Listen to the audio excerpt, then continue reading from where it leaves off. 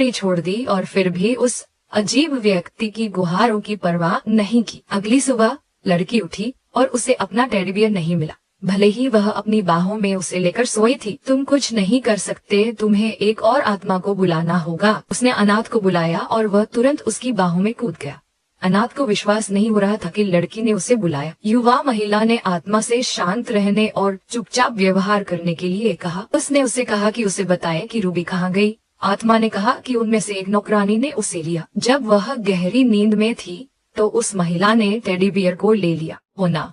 उसने मदद के लिए गुहार लगाई और वह इतनी मिठास से सोई कि अनाथ ने उसे चुप रहने का आदेश दिया। जो हुआ उसे समझते हुए लड़की ने तुरंत सेलिना को बुलाया। टेडी बियर दूसरे कपड़ों के बीच लटका हुआ था। राफीना ने तुरंत उसे उतारा और सुना कि भयानक नौकरानी ने उसके साथ कैसे व्यवहार किया। पहले उसने उसे बांध दिया और फिर उसने उसे पीटना शुरू कर दिया। लड़की ने सिर्फ इस बात के लिए माफी मांगी कि वह मदद नहीं कर सकी, लेकिन अब सब कुछ बहुत साफ है और स्वादिष्ट महक रहा। महिला ने देखा कि भालू अनाथ की शक्ति का उपयोग करके खुद को धो सकता है, लेकिन अलेक्जेंडर पानी की आत्मा के संपर्क में नहीं आना चाहता था। अचानक वायोलेटा कमरे में आई और खुशी खुशी लड़की का अभिवादन किया। राफीना उसकी ओर दौड़ी और उसे गले लगाया, साथ ही अपनी प्यारी इंसान की छवि को मिटाते हुए और पूरी तरह से एक बच्चे की छवि ग्रहण करते हुए। वायोलेटा ने पूछा कि क्या लड़की को याद है कि आज कौन सा दिन है, और लड़की के मन में यह विचार आया कि आज वे जिरकोन जाएंगे। आज का दिन इतिहास में लिखा जाएगा। सेलेना ने उसके लिए एक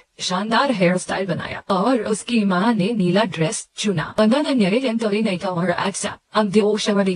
सब कुछ बिल्कुल परफेक्ट है। एड्रियान हैरान रह गया जब उसने अपनी बहन को देखा, क्योंकि वह एक परी की तरह चमक रही थी। लड़की ने उसका धन्यवाद किया और अपने भाई से कहा कि वह एक एंजल की तरह है। वियोलेटा ने लड़की की राय पूछी और राफीना ने जवाब दिया कि वह भी एक एंजल की तरह है। पिछले 5 दिनों में वियोलेटा और एड्रियान बहुत करीब आ चुके हैं। लड़की ने सोचा कि अब सिर्फ जर्किन को उसके साथ बांधना बाकी है। जिस दिन वह दुनिया को बचाएगी वह बहुत करीब है। और जब वह जगह पर पहुंची तो वह यह देखकर हैरान रह गई कि महल कितना सुंदर लग रहा था, इतना शानदार था कि उसे लगा जैसे वह किसी फिल्म में है। जब उसने राजा की प्रतिमा देखी तो उसने सोचा कि यह थोड़ा ज्यादा है। ने चाय लाते हुए क्षमा मांगी कि राजकुमार अभी थोड़ा व्यस्त है, यह जोड़ते हुए कि उनका इस समय कोई और मीटिंग नहीं है, इसलिए वह बाद में उनके साथ जुड़ेंगे। वायोलेटा ने एड्रियन को बुलाया और उससे कहा कि रफीना पर ध्यान दे। लड़की बहुत चिंतित हो,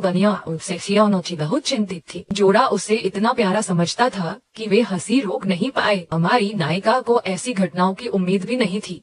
कुछ समय पहले वह एक कटोरे से कुत्ते का खाना खा रही थी और लाल रंग में तैयार थी। स्काउंट ने उसे एक गरीब दुर्भाग्यशाली कहा। ये शब्द अभी भी उसके सिर से नहीं निकल पा रहे। अचानक भालू को याद आया कि किसी भी क्षण वह पूरे महल को बिना किसी प्रयास के कुचल सकता है, और उसने उससे ऐसा ना करने के लिए कहा। हालांकि पूरे राज्य का भाग्य उसके हाथों में था, फिर भी उसे ध्यान केंद्रित करना था। डेसर्ट बहुत ही भव्य लग रहे थे और उसने अपनी अंतरात्मा के खिलाफ सब कुछ खाने का फैसला किया। ये सब अविश्वसनीय रूप से स्वादिष्ट थे, अजीब थे, और उसे लगा कि यह इसलिए हो रहा है क्योंकि वह महल में है। अचानक किसी ने दरवाजे पर दस्तक दी।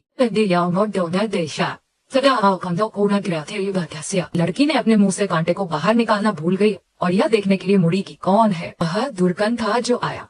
उसने देर होने के लिए माफी मांगी। रूफीना उसके लिए बहुत खुश थी और उसे गले लगाने के लिए दौड़ना चाहती थी। अचानक लड़की ने ताज के राजकुमार के चाचा को देखा। वह अविश्वसनीय रूप से हैंडसम था। आदमी सरदार एस्टन और लेडी फिश से मिलने के लिए खुश था। उसने कहा कि वह एक चाचा है और अपना नाम एडेन बताया। रॉलियन द्वारा लड़की ने उसके सामने झुककर कहा कि वह भी बहुत खुश है क्योंकि वह दुर्गन का चाचा है, जिसका मतलब है कि वह रानी का छोटा भाई है। के अनुसार शाही परिवार काफी दोस्ताना था जब तक कि यह सभी घटनाएं नहीं हुई जिन्होंने इस प्रतिमा को नष्ट कर दिया। राजकुमार के चाचा ने लड़की को बहुत प्यारा कहा और उसे समझ नहीं आया कि वह इतना दोस्ताना क्यों था। उन्होंने यह भी जोड़ा कि वह चाहता है कि वह कुछ और लोगों का परिचय दे। एक पल बाद उसने अपनी पत्नी को दिखाया।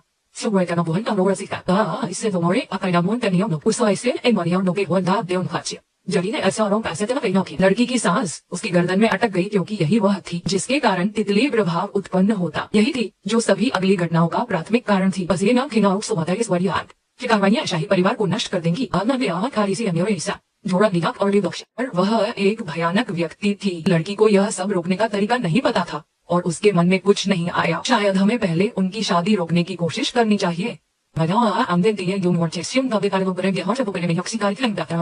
महिला सोच में इतनी खोई हुई थी कि उसे उसके बगल में रखे चश्मे का भी ध्यान नहीं रहा, इसलिए वह खुद उसके पास गया और उसे नमस्कार किया। वह डर के मारे उसकी तरफ पलटी और उसने पूछा कि क्या उसके अनुपस्थित रहने के दौरान कुछ हुआ। राफीना ने तुरंत उसका हाथ पकड़ा और खुशी से झूम उठी। उसने फिर से उसे याद दिलाया कि उसने उससे शादी की थी। एड्रियन ने वियोलेता से पूछा कि क्या वह भी उसी बात के बारे में सोच रही थी। इस बीच हमारी नायिका ने सोचना शुरू किया। विवाह प्रणाली से छुटकारा पाने का एक तरीका था, लेकिन अंत में आपको एक साथ दो सही विकल्पों की आवश्यकता है, क्योंकि यह कोई तथ्य नहीं है कि एरियन और वायलेट अच्छी तरह से करेंगे। जिरकॉन के चाचा ने कहा कि वे उनकी उम्मीद कर रहे थे, लेकिन इस बीच लड़की ने देखा कि उसे उसकी शादी से निपटना है। उस आदमी ने चाय डाली और कहा कि उसने पहले उनके राजकुमार से मिलने का निर्णय लिया और उसे यह भी बताया गया कि रानी बैठक कक्ष में थी। उसने अपने दुल्हन को आईने के सामने खुद से परिचित कराया। उसे बताया कि उसने उसके बारे में पत्र में क्या लिखा था। युवा आदमी के चाचा ने देखा कि शायद छोटा लड़का बहुत खुश था, क्योंकि उसने अपनी भविष्य की पत्नी से रानी से पहले ही मुलाकात की थी और लड़के ने इसकी पुष्टि की। लेकिन वास्तव में युवा आदमी ने इसे बिल्कुल भी प्रतिक्रिया नहीं दी। वह पूरी तरह से उदासीन था। यह लड़की को आश्चर्यचकित करता है, क्योंकि उसने अनुमान लगाया था कि वह इतना उदासीन है, लेकिन उसे यह नहीं पता था कि इतना। यहाँ तक कि एड्रियन वायलेट ने भी नोट किया कि वह बहुत अच्छा व्यवहार नहीं कर रहा था और कहा कि वह शायद सिर्फ थका हुआ है। किसी भी मामले में लड़की को रानी के छोटे भाई की भविष्य की पत्नी के साथ मुद्दा सुलझाने की आवश्यकता थी। रफीना ने देखा कि अन्ना सीधे उसे देख रही थी। बहुत डरी हुई थी लड़की। वह लेता को गले लगाने के लिए भागी, जो नहीं समझ पाई कि क्या हुआ है, लेकिन बस चुपचाप खड़ी रही। लड़की को भली भांति पता है कि यह व्यक्ति किस प्रकार का है, इसीलिए वह उससे बात नहीं करना चाहती। भालू ने पूछा कि उनकी योजना क्या। मूल उपन्यास में उसका एक कठिन भाग्य था। चाचा जिरकान इस लड़की को अपने साथ राजधानी लौटने पर लाए, लेकिन सच यह है कि वो किसी और का बच्चा पैदा कर रही है। बस अभी जब वह अपने पति को चूम रही है, वह किसी और आदमी से गर्भवती है। यह अजीब है, लेकिन इस क्षण में वह बहुत शुद्ध और मासूम ऊर्जा का संचार कर रही है। इसे सोचना भी मुश्किल है कि उसकी एक और शख्सियत है, लेकिन उसकी साधारण परछाई के बावजूद वह बहुत कठोर है। अतीत में इस महिला ने एक शेल्टर में काम किया और नियमित रूप से बच्चों को पीटती थी। यह अजीब है कि वह कुछ नहीं देखती। ऐसा लगता है कि उसे किसी भी चीज की कोई जानकारी नहीं है। अन्ना एक निश्चित तरीके से व्यवहार करती है। अगर आप कुछ नहीं जानते हैं तो आप आसानी से धोखा खा सकते हैं। यही वजह है कि इस महिला के लिए कोई माफी नहीं है। वह अपने उद्देश्य के लिए उन लोगों का इस्तेमाल करती है जो उससे प्यार करते हैं। भविष्य में किसी को जन्म देने के बाद बच्चे रोलियन महिला अपने पहले पति के पास लौटेगी, पूरी तरह से रानी के छोटे भाई को लूटते हुए। सबसे चौंकाने वाली बात यह है कि यह रानी का एक और संबंधी है, और यह तभी होता है कि यह खुलासा होने के बाद अदृश्यता शासक परिवार को घेर लेगी। रोलियन को एक बिना सिद्धांत वाले व्यक्ति के रूप में चिन्हित किया जाएगा, जिसकी पत्नी उससे छीनी गई थी और जो चुराई गई संपत्ति को वापस नहीं ला सके। रानी के परिवार को प्रतिष्ठा और गर्व दोनों खोना पड़ेगा, और छोटे भाई को शर्म के कारण अपने खिताब से वंचित कर दिया जाएगा, और पूरा परिवार वित्तीय कठिनाई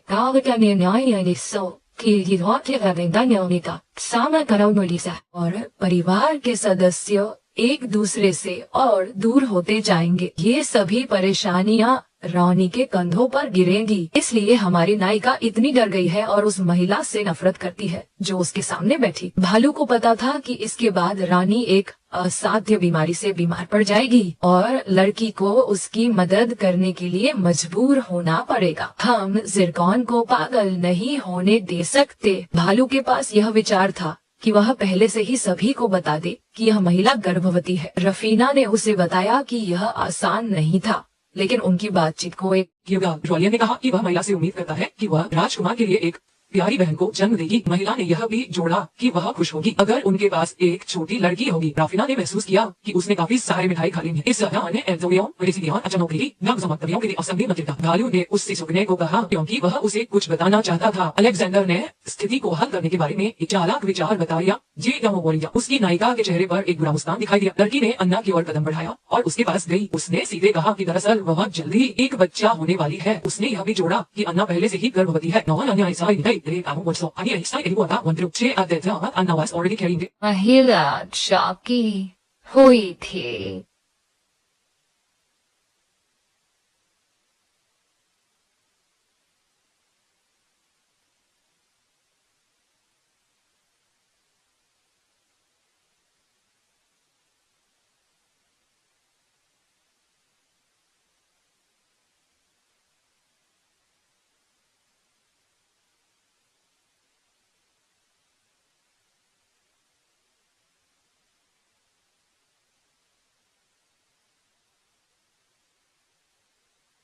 वह किस बारे में बात कर रही थी? अन्ना का चेहरा बदल गया। उसने लड़की को गुस्से से देखा और रफीना के पास इस स्थिति का लाभ उठाने का एक बड़ा मौका था और वह पीछे नहीं हटी।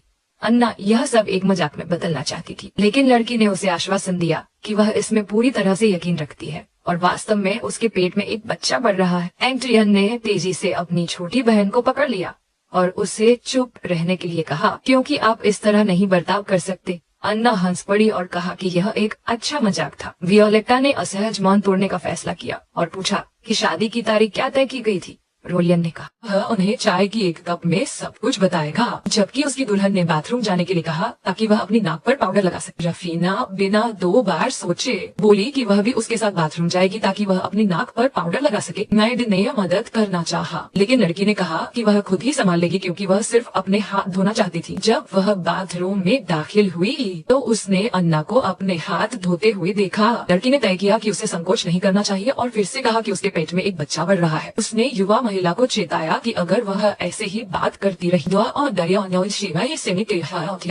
अन्ना लड़की के पास बैठ गई।